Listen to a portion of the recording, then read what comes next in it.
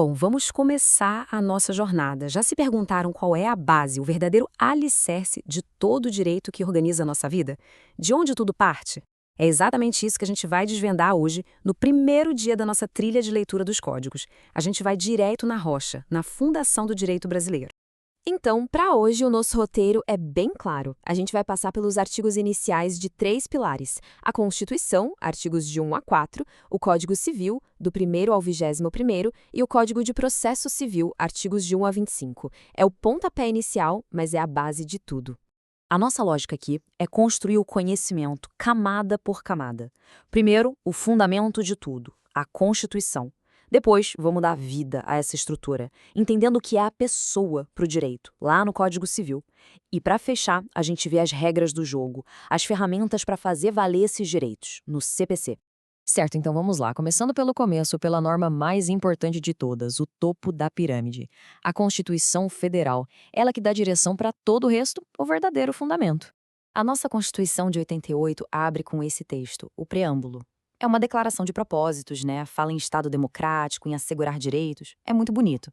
Mas, juridicamente falando, a pergunta que não quer calar é: isso aí vale como lei? Tem força normativa? E a resposta é um sonoro não. O Supremo já pacificou isso.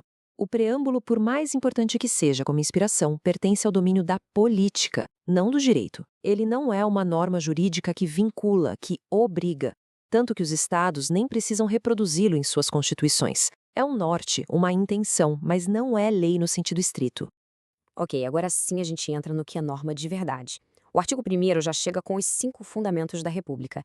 E aqui tem aquele mnemônico clássico que todo estudante de direito conhece e que funciona muito bem, o SOCE de Vaplu. Soberania, cidadania, dignidade da pessoa humana, valores sociais do trabalho e da livre iniciativa e pluralismo político. Esses são os pilares. Já o artigo 3º nos dá os objetivos.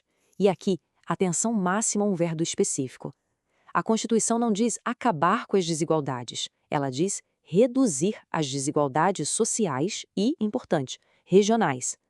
Essa escolha de palavra não é à toa. Ela mostra que é um objetivo permanente, um processo contínuo que deve orientar o Estado.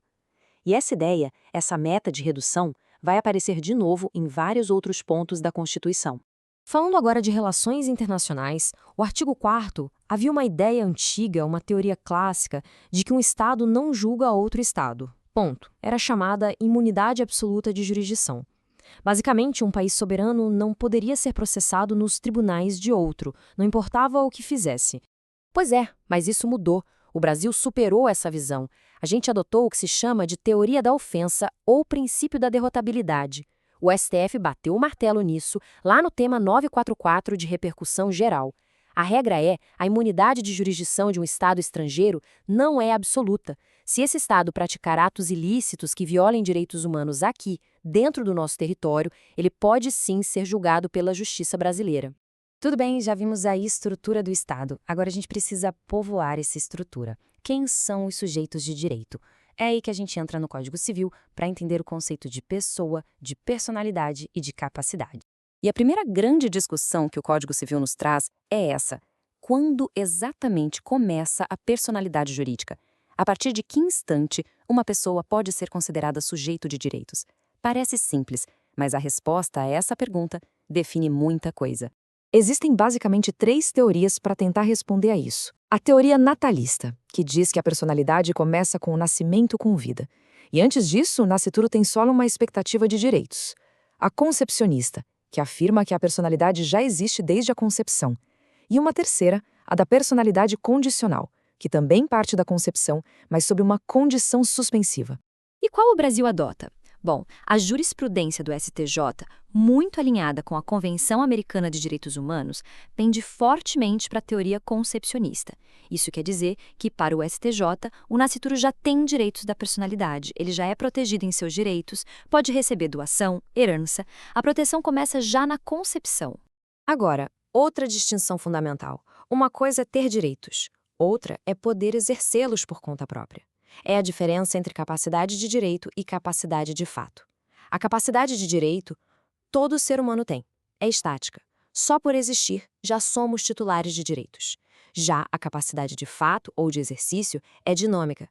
É a aptidão para exercer esses direitos pessoalmente, e essa sim pode sofrer limitações. E a nossa vida jurídica é contada através dos registros públicos, lá no artigo 9º.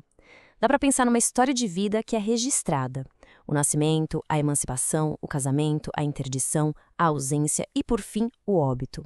Esses são os grandes atos que são registrados. Qualquer outra coisa que acontece, como um divórcio, por exemplo, não é um novo registro, e sim uma averbação, uma anotação feita à margem do registro original. A proteção aos direitos da personalidade continua até depois da morte. Mas atenção aqui, porque a lei faz uma distinção importante. Para defender os direitos da personalidade em geral, como a honra, podem agir o cônjuge, os parentes em linha reta e os colaterais até o 4º grau. É um grupo mais amplo. Agora, quando o assunto é a proteção da imagem do falecido, a lei restringe. Aí só podem agir o cônjuge, os ascendentes e os descendentes. É um círculo bem mais fechado. Muito bem, já vimos a base constitucional e quem são os sujeitos de direito. Falta a terceira peça. Como a gente faz para que esses direitos sejam efetivados na prática? Como se provoca a justiça? Para isso, a gente abre o Código de Processo Civil, que são as regras do jogo. O CPC atual tem alguns princípios norteadores que são muito importantes. 3 deles se destacam: a primazia da solução de mérito, ou seja, o objetivo é resolver o problema de fundo e não ficar preso em formalidades. O princípio da cooperação, que diz que todos os envolvidos no processo, partes, advogados e até o juiz, devem colaborar. E, por fim, a vedação da decisão surpresa. E o que é essa vedação da decisão surpresa? É bem simples, na verdade. O juiz não pode decidir a causa com base em um fundamento sobre o qual as partes não tiveram a chance de se manifestar. É uma garantia do contraditório. O processo não pode ter uma carta na manga do juiz no final. Só que essa regra não é absoluta. A própria lei traz exceções, como nas matérias que o juiz pode conhecer de ofício ou nos casos de contraditório adiado, o chamado contraditório diferido, do artigo 9º. O STJ também já criou algumas exceções, como quando o juiz dá uma qualificação jurídica diferente para os fatos que já foram discutidos. Essa lista de exceções precisa estar na ponta da língua de quem milita na área. E sobre a aplicação da lei processual no tempo? Se uma lei nova entra em vigor com um processo já em andamento, como fica? A regra é o tempus regit actum. O tempo rege o ato. A gente usa o sistema do isolamento dos atos processuais. Isso significa que a lei nova se aplica imediatamente aos atos futuros do processo, mas não invalida os atos que já foram praticados sob a vigência da lei antiga. Outro ponto fundamental é o princípio da inafastabilidade da jurisdição, ou seja, a lei não excluirá da apreciação do judiciário lesão ou ameaça a direito. Mas até mesmo esse princípio tem exceções. Em alguns casos, é preciso esgotar uma via administrativa antes de ir à justiça. Os exemplos clássicos são a justiça desportiva, o habeas data e os pedidos de benefícios previdenciários ao INSS. Por fim, na cooperação jurídica internacional temos uma figura muito interessante, o auxílio direto.